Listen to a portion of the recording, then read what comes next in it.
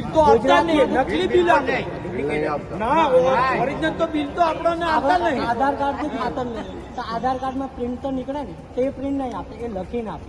અને આપણો આધાર card number નાખો તો એમ આટલી બોટલ જાય, આટલું જાય. આધાર કાર્ડ આપણે સાહેબ વપરાય તો આપણે શું કરવાનું? સારું, આનું આંદોલન કરીએ તો આવશો ને બધા? આ લડ્યા વગર સુધરેવા નહીં બધા. નમસ્કાર મિત્રો, આદિવાસી વિસ્તારમાં ખાતરના વેચાણને લઈને કાળાબજારી થતો હોવાનો આરોપ લાગ્યો છે. કોંગ્રેસની જન આક્રોશ યાત્રા છોટાઉદેપુર પહોંચી છે, જ્યાં સ્થાનિકોએ પ્રદેશ પ્રમુખ અમિત ચાવડાને રજૂઆત કરીને કહ્યું છે કે વિસ્તારમાં ખાતરની ખૂબ અછત છે, ખાતર મળી નથી રહ્યું, અને જ્યાં ખાતરનું વિતરણ થઈ રહ્યું છે તેવા કેન્દ્રો પર કાળાબજારી થઈ રહી છે. આધાર કાર્ડ દીઠ 3 થી 4 થેલી ખાતર આપવામાં આવે છે, અને તેની સાથે પણ બિનજરૂરી વસ્તુ જે ના જોતી હોય તે વસ્તુ પધરાવી દેવામાં આવે છે. આ ઉપરાંત વધુ ખાતર જોતું હોય તો તેના નામે કાળાબજારી થઈ રહી છે, વધુ પૈસા આપવા પડે છે તેવો આરોપ સ્થાનિક લોકો લગાડી રહ્યા છે. આ ઉપરાંત કપાસને લઈને પણ સ્થાનિકોએ પોતાની સમસ્યા રજૂ કરી કે વિસ્તારમાં કપાસના પોષણક્ષમ ભાવ નથી મળતા, કપાસ વેચાણ માટે ખેડૂતોને ખૂબ ઓછા ભાવ મળે છે, જેના કારણે ખેડૂતોની આર્થિક સ્થિતિ કથળી છે, ખેડૂતો પાયમાલ બની ગયા છે. આ બધી વાત સાંભળીને અમિત ચાવડાએ કહ્યું છે કે આ સરકાર એમના માનેવી નથી, આની માટે આંદોલન કરવું પડશે, અને આંદોલન માટે કોંગ્રેસે તૈયારી બતાવી છે. અને અમિત ચાવડાએ લોકોને પૂછ્યું કે તમે શું બધા આંદોલનમાં આવશો ને, ત્યારે લોકોએ પણ હા પાડી છે કે હા, અમે જોડાઈશું. ત્યારે વાત એ છે કે આ ખાતર વિસ્તરણને લઈને અને કપાસના ભાવ જે નથી મળી રહ્યા, મામલો એ ખૂબ ગંભીર છે, કારણ કે અત્યારે જ રાજ્યમાં કડદા આંદોલન પણ આમ આદમી પાર્ટી દ્વારા થયું હતું, અને અલગ અલગ એપીએમસીઓમાં કાળાબજારી થઈ રહી છે તેવો આરોપ લાગ્યો હતો, જે બાદ કેટલીક એપીએમસીઓએ તો પરિપત્ર પણ જાહેર કર્યો હતો. ત્યારબાદ હવે આ પ્રકારનો આરોપ લાગ્યો છે, ત્યારે આગામી સમયમાં આ મુદ્દે કોંગ્રેસ એ મોટું આંદોલન કરવા જઈ રહી છે. ત્યારે આગામી સમયમાં શું થાય છે તે જોવું રહ્યું. પહેલાં જોઈએ અમિત ચાવડા અને સ્થાનિકોનો સંવાદ. મેન પ્રશ્ન છે. અને આધાર કાર્ડ વાળી સિસ્ટમ એક ખોટી છે. ખેડૂત છે તો જ ખાતર લેવાના છે, બાકી તો ખાતર લઈએ નહીં. દવા આપે ને એવું કર્યા કરે પાછા. પેલી વધારે નોની પેલી નેનોય લેવા એમાં જોડે બીજું આપે છે. 150 રૂપિયા 450 રૂપિયા થેલી પડે. 550 ખાતર બીજું આપે. 300 નહીં આપતા. યુરિયાના કેટલા લે છે? 270 રૂપિયા છે ભાવ. ના સાહેબ, 300 રૂપિયા લે, 300 રૂપિયા પછી એક બોટલ આપે. મેં 20 થેલી હમણાં લાવ્યો. સરકારી ભાવ 200 સરકારી ભાવના હિસાબે તે દિવસે મેં 277 રૂપિયા પર બોટલ વળગાવે, પછી બોટલ વળગાવે એટલે 300 રૂપિયા ભાવ લે. એવું થોડું ચાલે કે કઈ ચીજ મરવાના.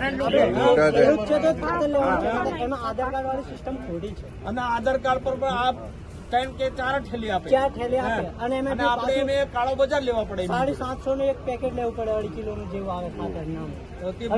બોટલ એની જરૂર જ નહીં, આપણે ખાલી એરિયા. અને એને કઈ ચીજ આપણો તો ઉપયોગ પછી કરવાનો? શું કરવાનું વધારના પૈસા ના? સારું, આનું આંદોલન કરીએ તો આવશો ને બધા? આ લડ્યા વગર સુધરેવા નહીં બધા. નોટ में संघ ચાલે, પછી પાંડોળ में ચાલે, પછી અહીંથી નસવાડી में ચાલે, પણ બિલ તો આપતા નહીં, નકલી બિલ આપે ના, ઓરિજિનલ તો બિલ તો આપણને આપતા નહીં. આધાર કાર્ડ થી ખાતર નહીં તો આધાર કાર્ડ માં પ્રિન્ટ તો નીકળે ને, તે પ્રિન્ટ નહીં આપે, એ લખીને આપે. અને આપણો આધાર કાર્ડ નંબર નાખો તો એમ આટલી બોટલ જાય, આટલું જાય. આધાર કાર્ડ આપણે સાહેબ વપરાય તો આપણે શું કરવાનું? અને ગુજરાતમાંથી ખાતર ગુજરાતના ખેડૂતોને ખાતર નહીં મળે.